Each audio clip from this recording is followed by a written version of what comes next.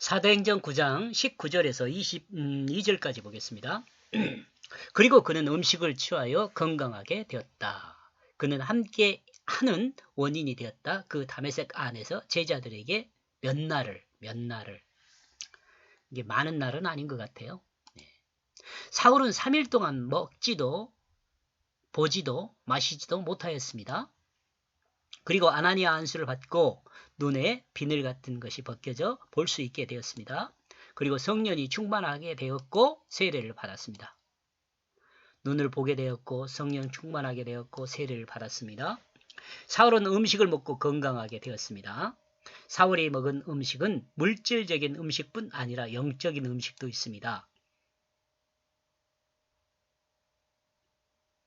그리고 이 영적인 음식은 사울의 세계관이 바로 서면서 하나님의 뜻을 온전하게 이해할 수 있었던 것도 포함되어 있습니다. 사람이 건강하게 되기 위해서는 물질적인 음식도 중요하지만 영적인 음식인 하나님 말씀이 더 중요합니다. 특히 하나님 말씀을 하나님 뜻을 따라 온전히 이해하는 것은 아무리 강조해도 지나치지 않습니다. 하나님의 뜻을 따라 이해하는 것이 중요해요. 하나님의 뜻을 따라 이해하는 것이 중요해요. 하나님 말씀을 하나님의 뜻으로 이해한 사람은 성령이 충만한 사람입니다. 하나님 뜻으로 이해한 사람이 성령 충만한 사람이에요.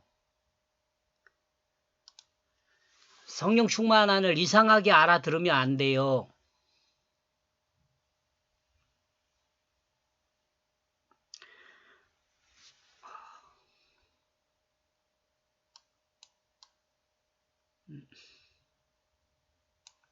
잘못했군요. 이렇게 돼야 하는데. 성령 충만이 뭐라고요? 하나님 뜻을 이해하지 못한 사람은요, 성령 충만 결코 받을 수 없어요. 성경 말씀이 아니고 성령 충만을 받는다? 이게 말이 안 돼요, 여러분.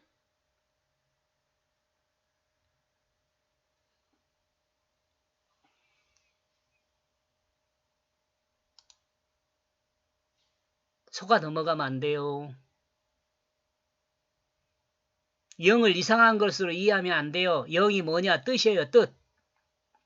영혼, 인간의 영혼 그러잖아요. 그런 사람의 뜻. 마음에 갖고 있는 뜻이에요, 뜻. 그리고 혼은 뭐냐? 생각이에요. 뜻에 의한 생각.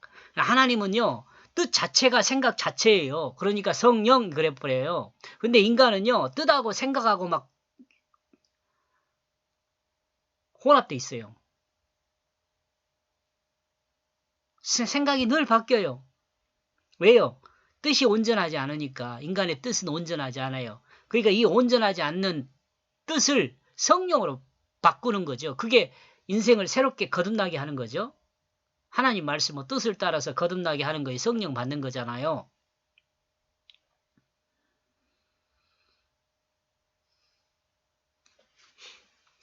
하나님 말씀을 하나님의 뜻으로 이해한 사람은 성령이 충만한 사람이다. 이와 같이 변화된 사울은 다메섹의 제자들과 같이 몇 날을 같이 할 수 있었습니다.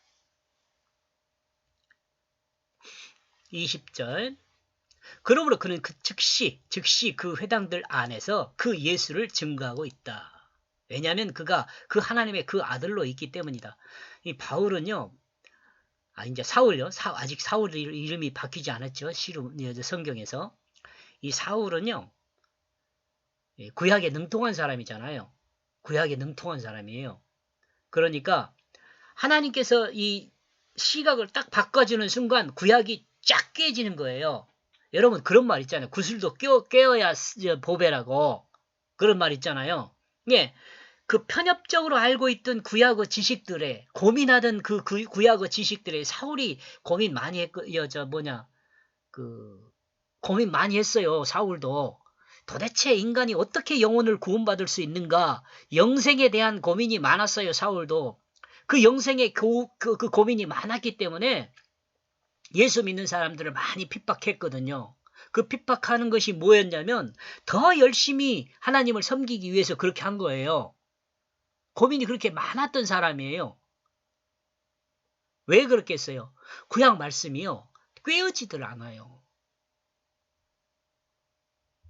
물론 이 구약 말씀이 잘 이해되지 않게 된 이유는 장로들의 유전 때문에요. 왜 그래요? 그 신학적인 내용들로 해가지고 다시 말하면 장로들이 그 연구해서 인간적으로 생각한 인간의 지식으로 만들어진 하나님, 그 하나님을 공부하다 보니까 하나님을 정확히 이해할 수가 없었어요. 깨어지들 않은 거예요. 그러니까 고민이 많았어요. 근데 다메인색에서 예수님을 만나고 난 다음에는 구약의 성경 내용 말씀이 쫙 깨진 거예요. 확실하게 이해된 거예요. 이거 좀 잘 이해를 할 수가 없을란가 모르는데요. 우리들 경험할 수 있어요. 혹시 여러분 그 운전하다 보면 그런 저 같은 경우는 그래요. 저 같은 경우는 그런 경험이 있어요. 자동차를 운전하고 가는데요. 어두운 밤이에요. 아주 새로운 길이에요. 새로운 길. 전혀 알지 못하는 길이에요. 밤에 운전을 하고 가면은. 근다고 해서 뭐 하늘이 별이 있거나 달이 있거나 그런 것도 없이 아주 깜깜한 그 도로 위를 자동차 라이트만 켜고 쭉 가잖아요. 그러면은요, 어느 때인가요? 방향 감각을 잃어버려요. 지금 내가 북쪽으로 가고 있는지 남쪽으로 가고 있는지 그 방향 감각을 잃어버린단 말이에요. 그런데요, 한동안 가다 지도를 봐도 그 방향 감각을 생각할 수가 없어요, 여러분. 옛날에 제가 운전할 때는 그 내비게이션이라든가 이런 거 없을 때 운전을 많이 했어요. 지도 보고 가고 그랬거든요, 주로. 그럼 가다 보면 방향 감각을 잃어서 지금 어디로 가고 있는지를 몰라요. 근데 쭉 가다가 보면 어느 순간 아는 길이 나오잖아요. 아는 길이 나오면 그 아는 길을 보는 순간 어떻게 돼요? 지도가 머릿속에 쫙 그려지면서 아 지금 어느 쪽으로 가고 있구나 분명하게 알 수 있어요. 여러분들 이런 경험이 있는가 모르겠지만 아무튼 그래요. 그 칠흑같이 어두울 때는 길을 모를 때는 방향 감각을 잃었는데 아는 길을 딱 만나는 순간 그 방향이 딱 바로 잡힌다는 거죠. 순간에 알아버려요. 이런 것처럼 사울도 구약에 대해서 다 알고 있었어요. 구약에 대해서. 근데 이게 깨어지지 않아요. 파편적이란 말이죠. 영혼 구원을 어떻게 받는 것에 대해서 잘 몰라요. 이해가 안 갔어요. 앞에서 설명했지만 그래서 예수 믿는 사람들을 핍박하는 그 과정을 통해서 더 좀 열심히 해보려고 그랬어요. 열심히. 근데 그 열심히 하는 것이 온전한 것이 못 됐잖아요. 이와 같은 사울을 향하여 예수님께서 다메섹에서 만나 주셔요. 그래가지고 칠흑같이 어두운 상태에서 빛을 딱 보는 순간 길이 쫙 보이는 것처럼 이 사울도 깨친 거죠. 그래서 아 그렇구나. 지금 여기 뭐 하나님의 아들이라고 예수 그리스도가 하나님의 아들이라고 이 말은 무슨 말이에요? 메시아라고 바로 안 것이에요. 안 거. 그렇기 때문에 성경 어느 구절을 가지고 와도 이제 바울은 바로 예수 그리스도에 대해서 설명할 수 있는 사람이 되었어요. 구약 성경을 가지고 얻은 신약 성경은 그때 당시 많이 없었죠. 그죠? 기록이 안 됐잖아요. 바로 알 수 있었어요. 구약의 말씀을 그림자인 그 구약의 말씀을 실체를 통해서 확실하게 설명해 줄 수 있었단 말이에요. 지금 이 이야기예요. 사울은 즉시 회당 안에서 예수 그리스도 이름을 증거했습니다. 바로 알았거든요. 예수 그리스도가 그가 하나님의 아들이기 때문이다. 하나님의 백성 이스라엘이 기다리던 그 메시아이기 때문이다. 사울이 이같이 하나님 말씀을 올바로 이해하여 예수 그리스도를 증거할 수 있게 된 것은 성령을 충만하게 받았기 때문입니다. 하나님 뜻을 온전히 이해했다고 이렇게 이해하면 돼요. 성령을 충만히 받았다? 하나님 뜻을 온전히 이해했어요. 그 하늘에서 온 그 빛을 받는 순간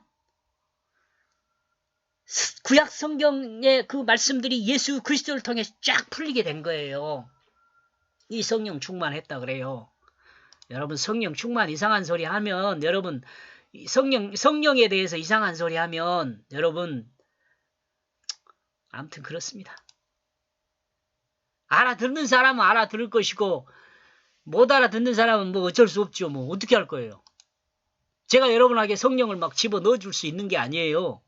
이것도 하나님의 은혜예요. 은혜. 성령 받은 것도 하나님 뜻을 이해하는 것도요. 하나님의 은혜예요. 제가 여러분에게 성령을 줄 수 있어서 받게 한다. 옛날에 저도 중고등학교 때 막 부흥회 다니고 많이 했어요. 성령 받아라. 지금 생각해보면 코미디예요, 코미디. 목사가 성령을 줘요? 아니요. 목사는 성령을 줄 수가 없어요. 목사가 성령을 주는 것 같이 되어지는 것은 하나님 말씀을 선포하면 그 말씀이 성령을 임하게 해요. 그 말씀이 임하게 하는 거예요. 그러니까 예수 그리스도가 성령을 준다고 이야기하잖아요. 말씀이신 하나님 말씀이신 예수 그리스도가 우리에게 성령을 줘요. 목사가 성령 안 줘요.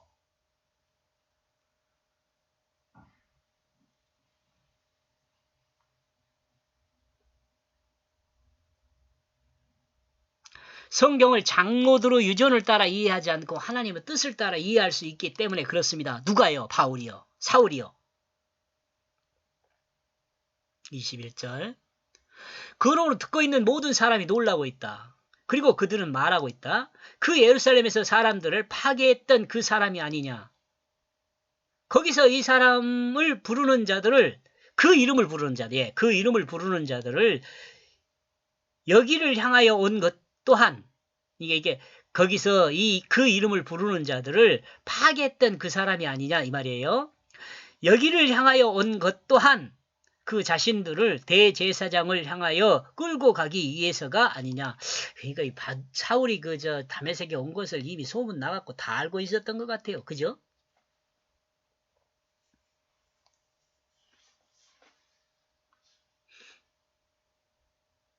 인간이 살아가는 곳에는 선입견이라는 게 있어요. 선입견. 선입관.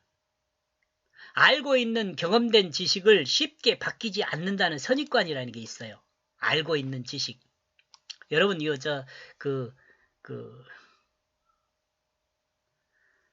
심리학인가요? 심리학인가요? 그런 데서 뭐 애기들 가지고 실험한 거 있잖아요. 아주 어린 애들을 뜨거운 주전자에 손을 다 개가지고 그 뜨거운 것을 알게 시키는 거예요. 아, 이게 뜨겁구나 그걸 알게 하는 거죠. 그래가지고요, 차가운 주전자를 그 애기 앞에 갖다 놓잖아요. 그러면요, 그거의 뜨거운 줄 알고 기억하고 그 차가운 주전자를 만질 수가 없어요. 근데 이것을 차가운 주전자에 한번 억지로 갖다 대가지고 차가운 것을 알았어요. 근데 다음에 다시 또 차가운 주전자를 갖다 놓으면요, 아직도 생각이 바뀌지 않아요. 근데 이 생각을 바꾸기 위해서는요, 몰라요. 실험을 해보니까 한 7번 정도 하면은, 아, 뜨거운 주전자도 있고, 차가운 주전자도 있고, 이 안다는 거예요.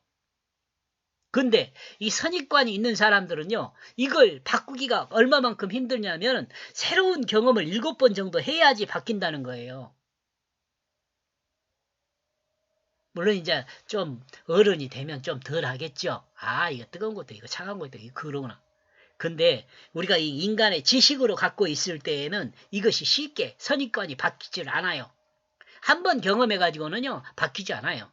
몇 번 경험을 해야지, 아, 다른 사람이구나, 라고 생각할 수 있는 거죠. 이 지식을 갖고 있어, 사람들이. 사람들은요, 사울을 어떻게 알고 있어요? 사울을 알고 있는 사람들은 다메섹에 있는 사울의 변화된 모습을 상상하지 못하죠. 바울이 아나니아에게 안수를 받고 변화된 그 모습을요, 상상하지 못해요. 왜? 선입관이 있으니까. 그러므로 사울이 회당에서 예수 그리스도가 하나님의 아들 메시아라고 증거를 듣고 당황하게 되죠. 자신들이 알고 있는 사울의 모습이 아니기 때문에 그렇습니다. 사울은 대제사장의 권세를 가지고 사람들을 예수 그리스도의 이름을 전파하는 자들을 가진 사람으로 대제사장의 권세를 가진 사람으로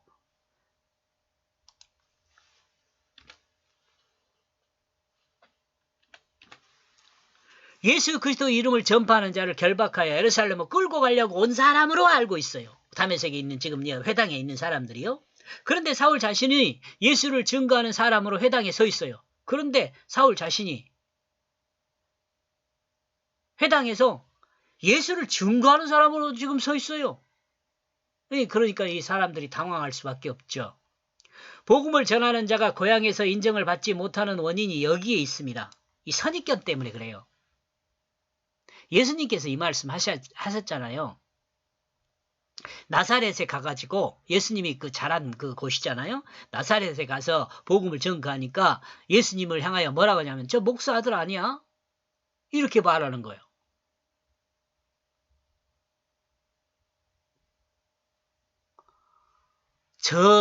저도 아마 그랬던 것 같아요. 제가 공단이라는 곳에 공장에 다니는 사람이었었거든요. 화학 공장에 다녔으니까요. 화학 공장에 다닌 사람이었는데 어느 날 갑자기 목사가 돼가지고 목회를 한다고 교회를 건축해서 지니까 그 선입관 가지고 있는 사람들은 저 사람 목사 아니에요? 아니 저 공장에 다니는 사람 회사원 아니야? 이렇게 생각하고 그랬어요. 별로 잘 안 되더라고요, 목회가.